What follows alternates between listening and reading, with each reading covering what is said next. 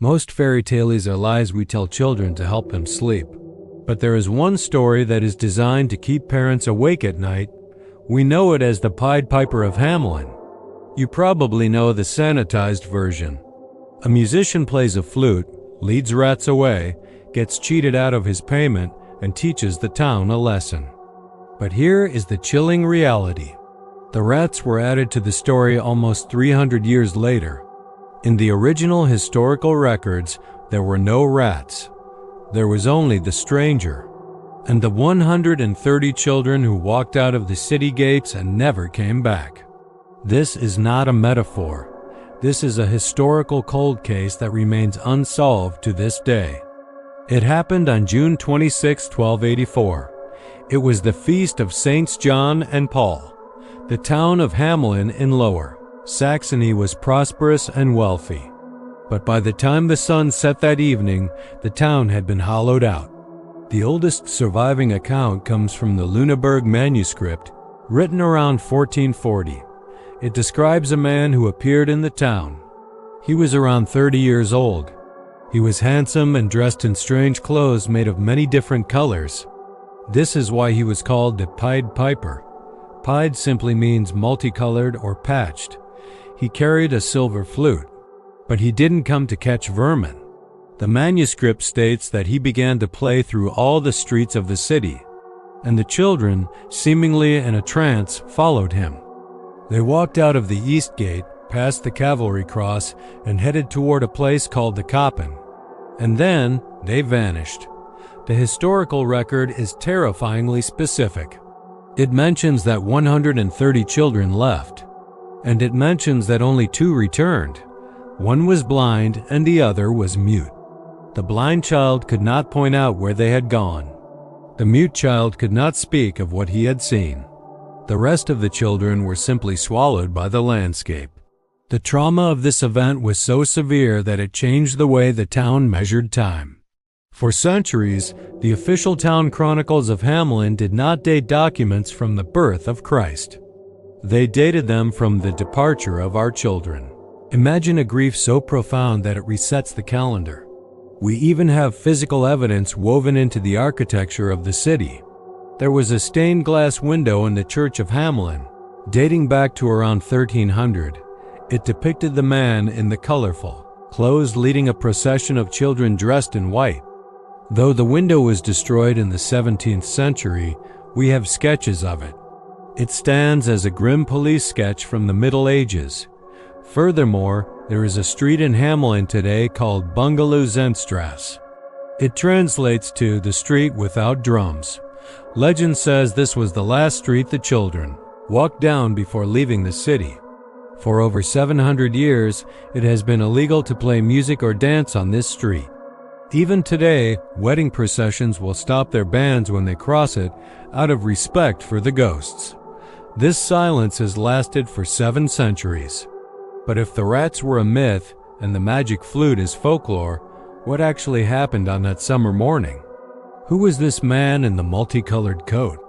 Was he a serial killer operating on a massive scale? Was he a recruiter for a crusade? Or was the truth something far more complex and political? To understand the fate of the lost children of Hamelin, we have to look at the dark reality of medieval Europe.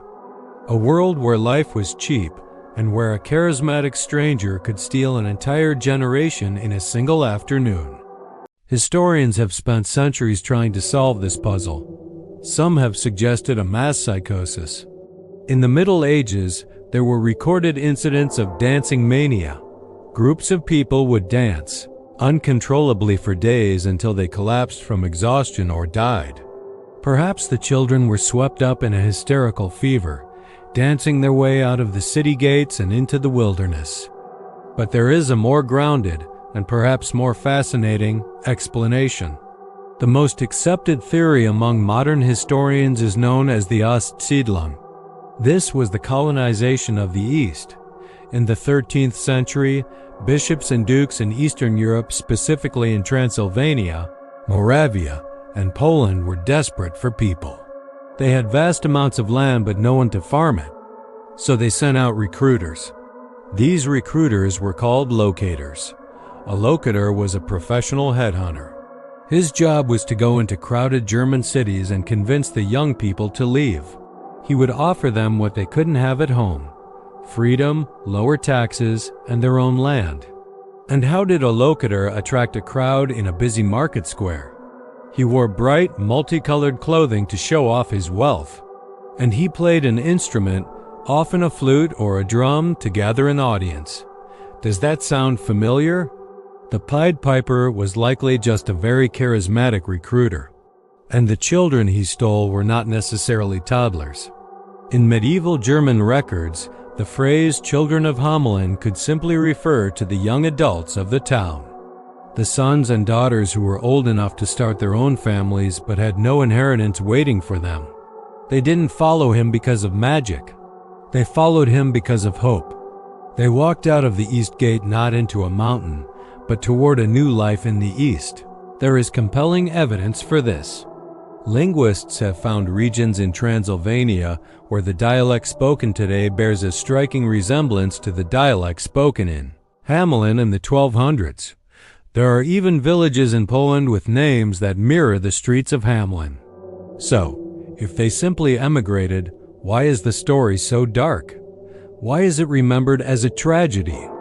Because for the parents left behind, the result was the same as death. 130 young people left in a single morning. The future of the town walked away and never came back.